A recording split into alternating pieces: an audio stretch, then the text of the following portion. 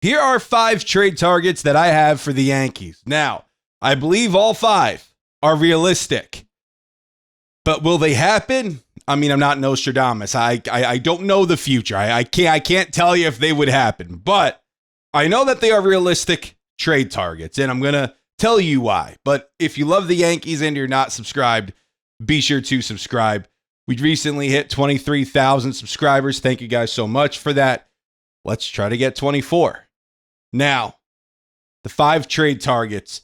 Let's lead this one off with Tarik Skubal. Now, Skubal, Cy Young Award, caliber pitcher. He's going to win the Cy Young Award this season.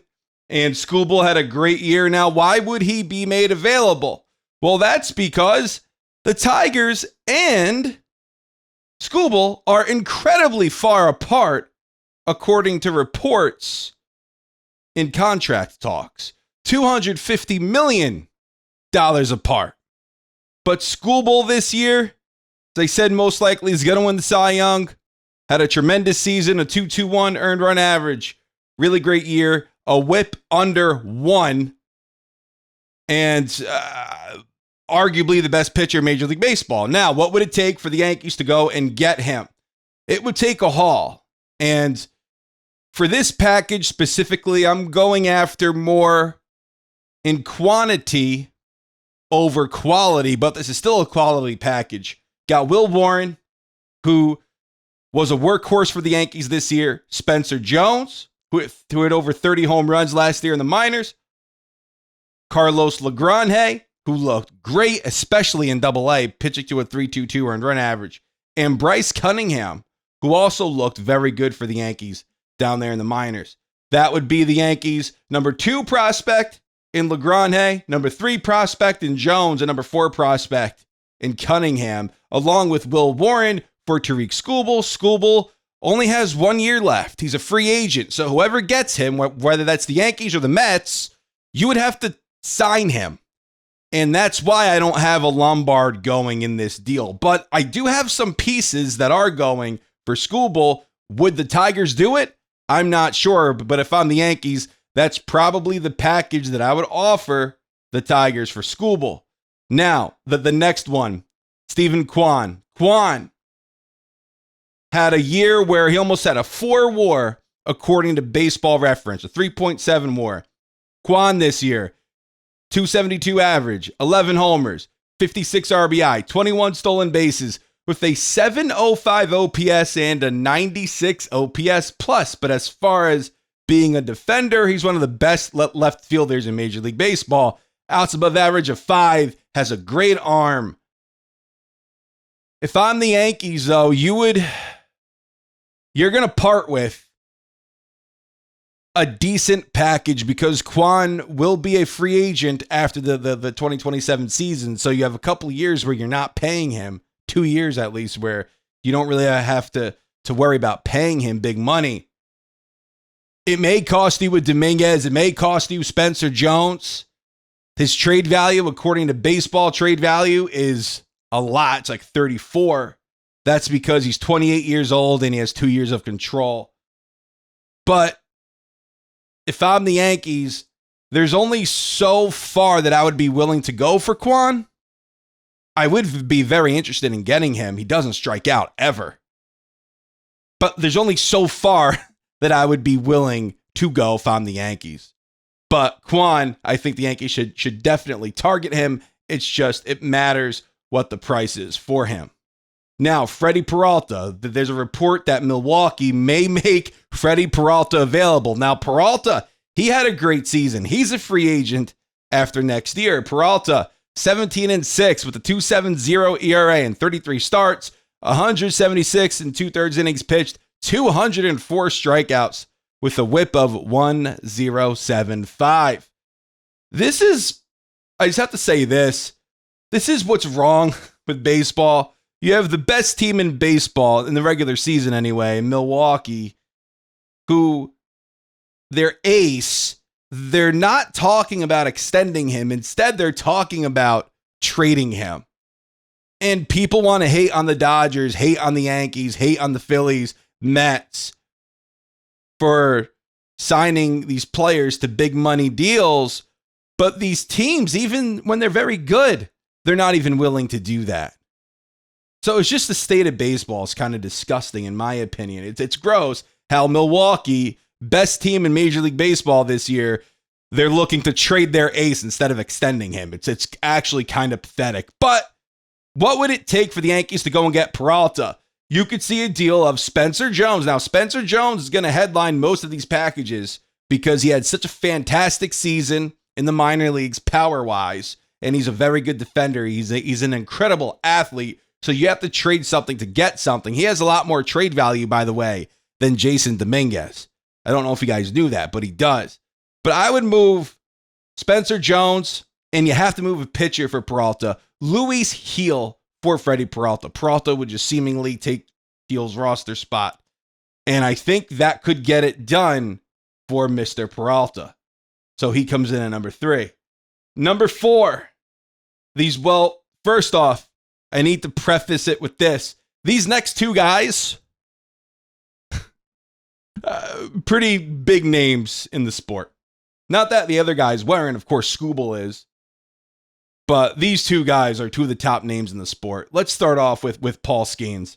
Now, the reason why this isn't a ridiculous idea is because the Yankees at the deadline did show interest in Skenes. Now, who wouldn't? But the Yankees were one of the few teams that did show interest in Skenes.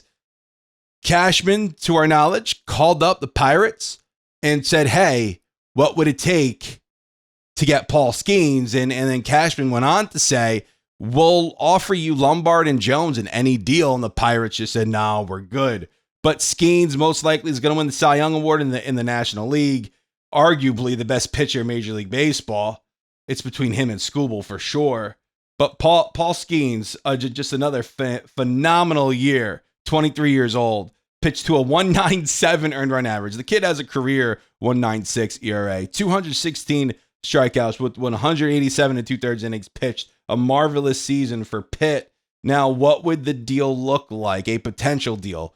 Number 1, it has to be a king's ransom. Basically, you have to say to Pittsburgh, well, give us Skenes and you could take whatever you want. Take whatever you want.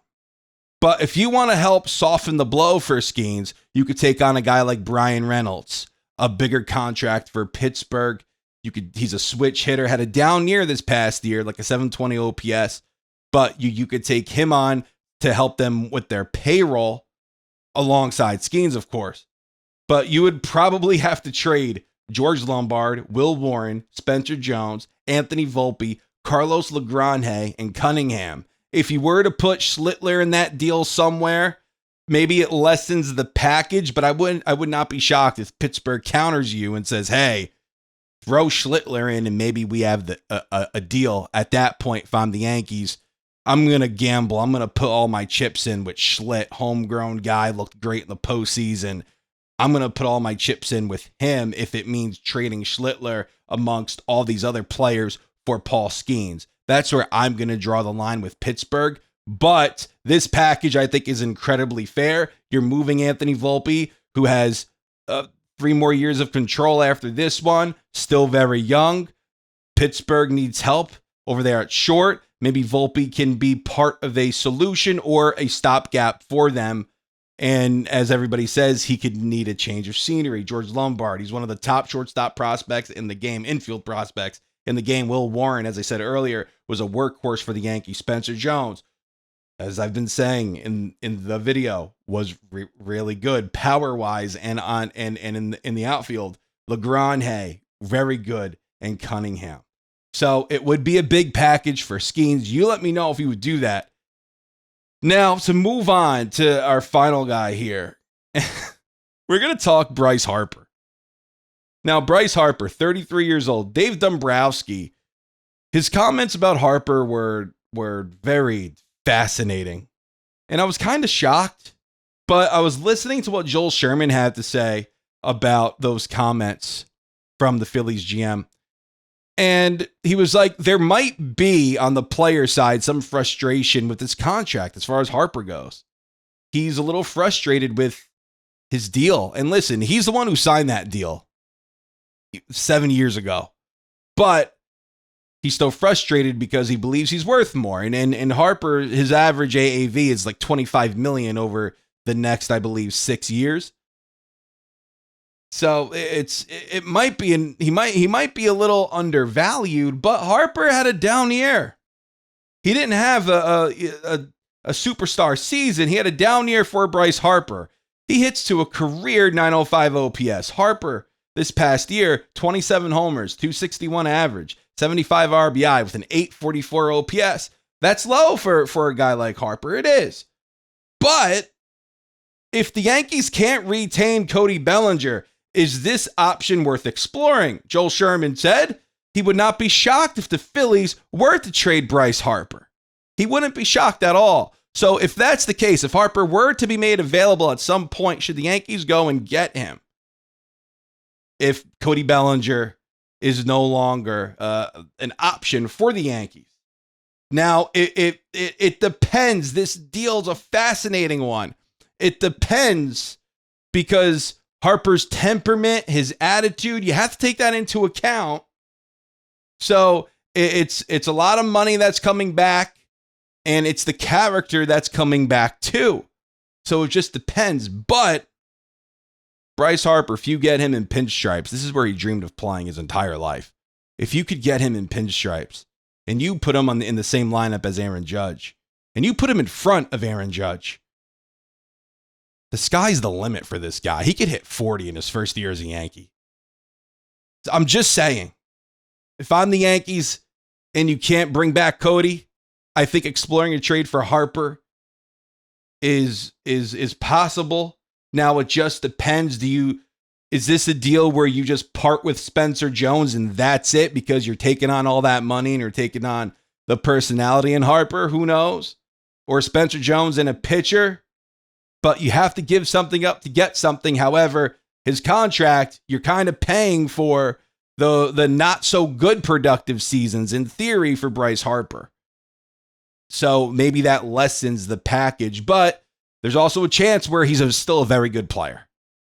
And then that's what you're also paying for. So this potential trade between the Yankees and the Phillies for Bryce Harper, it gets interesting. It really does.